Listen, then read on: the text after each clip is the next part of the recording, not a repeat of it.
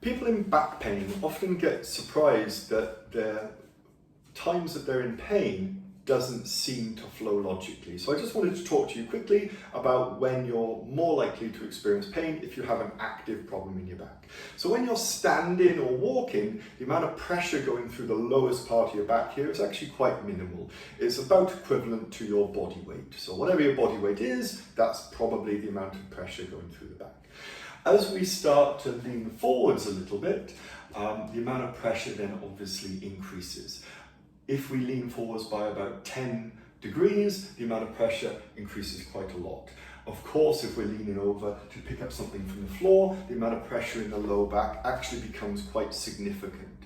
But you might be surprised to learn that the amount of pressure going through the back when you're doing a floor bend isn't as much as when you're actually sitting down. The most pressure that you can actually put through your back is actually when you're sitting down and then you lean forwards again to actually tie your shoelaces or pick something up the floor.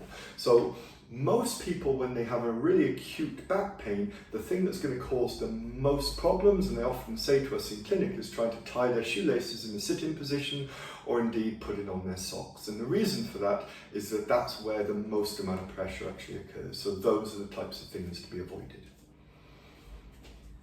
So if you're suffering with some back pain, particularly when you're bending forwards, hopefully you're getting some help and guidance from a practitioner.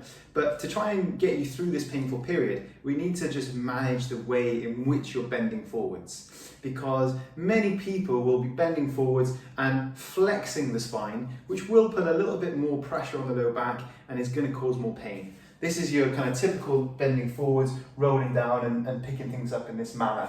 So what we want you to really think about is something called a hip hinge, which is simply that when you bend forwards, we're going to keep the spine in a neutral position so that we're not just adding more pressure to your spine just within this painful period. So that means that when you go to bend forwards, we're always thinking about pushing the hips back. I can still reach down in the same manner, but I haven't flexed my back. So my back is still within a straight position, and then I can lower to pick up an object or do what I need to do. This really simple change will literally get you managing your pain a lot better. But if you're still struggling, then do let us know, because I'm sure there's lots of things that we can do to help.